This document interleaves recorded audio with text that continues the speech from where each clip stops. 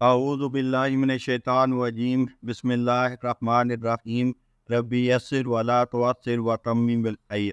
تاریخ طبری جلد اول کا مطالعہ کر رہے ہیں۔ آج کے ایپیسوڈ میں ہم حضرت ابراہیم علیہ السلام پر آنے والے امتحانات اور ان امتحانات کی تعداد کے بارے میں بات کریں گے۔ ابراہیم علیہ السلام پر آنے والے امتحانات میں سے عام یہ ہیں: نمرود سے مقابلہ، آگ میں جانا، بچے کا ذبح کرنا، بیت اللہ کی تعمیر اور مناسک حج۔ قرآن مجید میں اسی کی طرف اشارہ کرتے ہوئے یہ بیان فرمایا گیا: جب ابراہیم کے پروردگار نے چند باتوں میں اس کی آزمائش کی تو وہ ان میں پورے اترے۔ ان امتحانات کی تعداد میں بعض علماء کا اختلاف ہے، بعض کے نزدیک کل 30 ہیں۔ ابن عباس رضی اللہ عنہ سے مروی ہے کہ کوئی ایسا دین نہیں جسے اس کے دین کی خاطر آزمائش میں نہ ڈالا گیا ہو، مگر اس نے اسے قائم کیا ہو، سوائے ابراہیم علیہ السلام کے۔ ابراہیم علیہ السلام کو اللہ نے متعدد باتوں سے آزمایا اور ابراہیم علیہ السلام نے انہیں پورا کر کے دکھایا، اور پھر اللہ نے ان کے لیے برات لکھ دی اور فرمایا: ابراہیم وہ ہے جس نے حق کی اطاعت و رسالت کو پورا کیا۔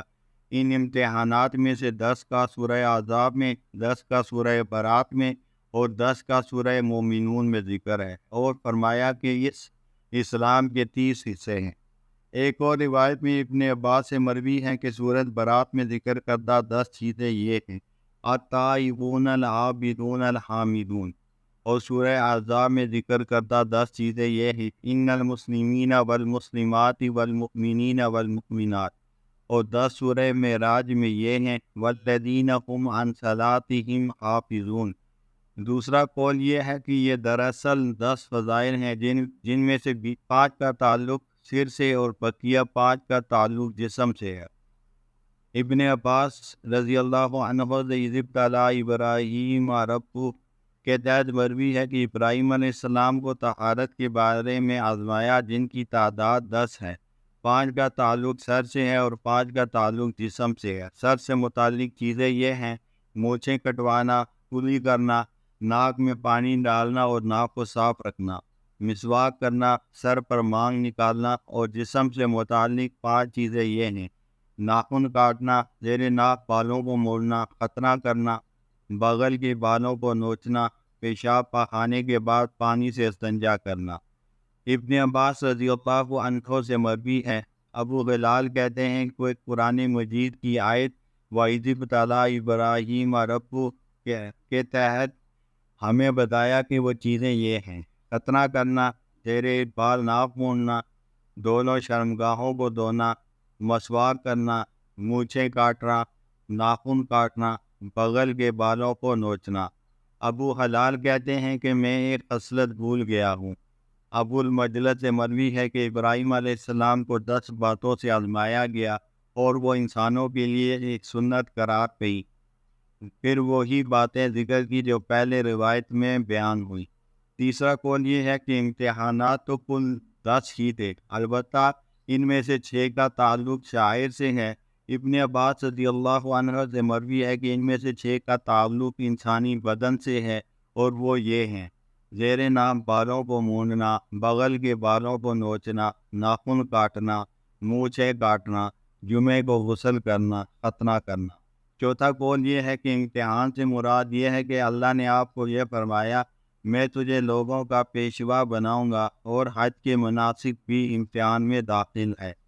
ابو صالح سے متعدد طریق سے یہی قول مروی ہے۔ مجاہد سے مروی ہے کہ اللہ نے ابراہیم علیہ السلام سے کہا: میں تجھے ایک معاملے میں مبتلا کر رہا ہوں، وہ کیا ہے؟ ابراہیم علیہ السلام نے کہا کہ آپ مجھے لوگوں کا پیشوا بنا رہے ہیں۔ اللہ نے فرمایا: ہاں۔ ابراہیم علیہ السلام نے عرض کیا کہ میری اولاد پیشوا بنائیں۔ اللہ تعالیٰ نے فرمایا: ہمارا اقرار ظالموں کے لیے نہیں ہوا کرتا۔ اللہ تعالیٰ کی ابراہیم علیہ السلام کے ساتھ گفتگو۔ ابراہیم علیہ السلام نے عرض کیا کہ کیا آپ نے بیت اللہ لوگوں کے جمع ہونے کے لیے بنایا ہے؟ اللہ تعالیٰ نے فرمایا: ہاں۔ ابراہیم نے عرض کیا: کیا آپ نے میری اولاد میں سے ایک گروہ کو اپنا فرما بردار بنا لیا ہے؟ اللہ تعالیٰ نے فرمایا: ہاں۔ پھر عرض کیا کہ آپ نے ہمیں طریقہ عبادت سکھایا ہے اور ہماری توبہ قبول کی؟ جواب ملا ہاں۔ عرض کیا کہ کیا آپ ایمان لانے والوں کو اس شہر کے پھل عطا کریں گے؟ جواب ملا ہاں۔ مجاہد سے مروی ہے کہ وعیدِ تعالیٰ میں جس امتحان کا ذکر ہے اس سے مراد وہ امتحان ہے جو اگلی آیت میں مذکور ہے، یعنی آپ کو پیشوا بنانا۔ سدی اور رفیع سے بھی یہی قول مروی ہے۔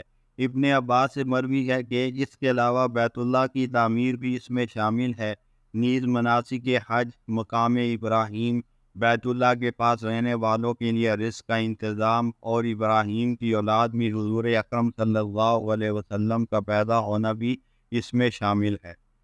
پانچواں قول یہ ہے کہ اس میں صرف مناسک حج مراد ہیں۔ ابن عباس سے کئی طریق سے یہ بھی مروی ہے کہ اس سے مراد مناسک حج ہے۔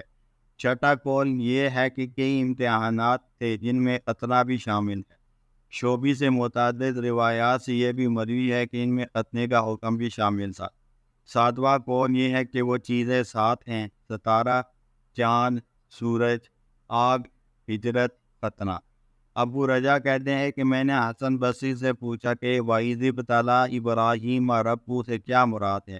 انہوں نے جواب دیا کہ اللہ نے ستارے کے ذریعے ابراہیم کی آزمائش کی، وہ کامیاب ہوئے۔ پھر چاند کے ذریعے آزمایا، اس میں بھی کامیاب ہوئے۔ پھر سورج، آگ اور ہجرت اور ختنے کے ذریعے آزمایا، ان میں بھی کامیاب ہوئے۔ حسن بصری سے مروی ہے کہ اللہ نے ابراہیم علیہ السلام کو ستارے، چاند اور سورج کے ذریعے آزمایا، اور وہ اس میں عمدہ انداز سے کامیاب ہوئے، اور جان گئے کہ رب وہ ہے جو ہمیشہ رہتا ہے اور کبھی زائل نہیں ہوتا، اور انہوں نے اپنے رخ کو اللہ تعالیٰ کی طرف پھیرا، یقیناً وہ شرک کرنے والوں میں سے نہیں تھے۔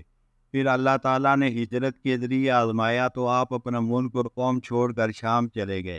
پھر آگ کے ذریعے آزمایا تو آپ نے اس پر بھی صبر کیا۔ پھر بیٹے کو ذبح کرنے اور خطرہ کرنے کے حکم میں آزمایا، آپ نے انہیں بھی پورا کیا۔ حضرت ابو ہریرہ رضی اللہ عنہ سے مروی ہے کہ حضور اکرم صلی اللہ علیہ وسلم نے ارشاد فرمایا کہ ابراہیم علیہ السلام نے 80 برس کی عمر میں کلہاڑے سے خطرہ کیا۔ اس سلسلے میں احادیث مبارکہ: ابو امامہ رضی اللہ عنہ سے مروی ہے حضور اکرم صلی اللہ علیہ وسلم نے یہ آیت پڑھی: وَإِبْرَاهِيمَ الَّذِي وَفَّىٰ، ابراہیم وہ ہے جس نے وفا کی، حق اطاعت کو پورا کیا۔ پھر فرمایا پورا کرنے سے کیا مراد ہے؟ صحابہ نے عرض کیا اللہ اور اس کے رسول ہی بہتر جانتے ہیں۔ آپ نے فرمایا ابراہیم علیہ السلام نے دن کے اندر 4 رکعت کی پابندی کے ساتھ اپنے دن کو گزارا۔ دوسری روایت میں ہے کہ آپ علیہ السلام نے فرمایا میں تمہیں بتلاؤں کہ ابراہیم کو الذی وفا کا قضا کیوں ملا؟ پھر فرمایا کہ وہ ہر روز صبح و شام یہ آیت پڑھتے تھے: فسبحان الذی حین تمسون و حین تصبحون، سورہ روم آیت 17۔ پس تسبیح کرو اللہ تعالیٰ کی جب کہ تم شام کرتے ہو اور جب صبح کرتے ہو۔ ابراہیم علیہ السلام خلیل اللہ۔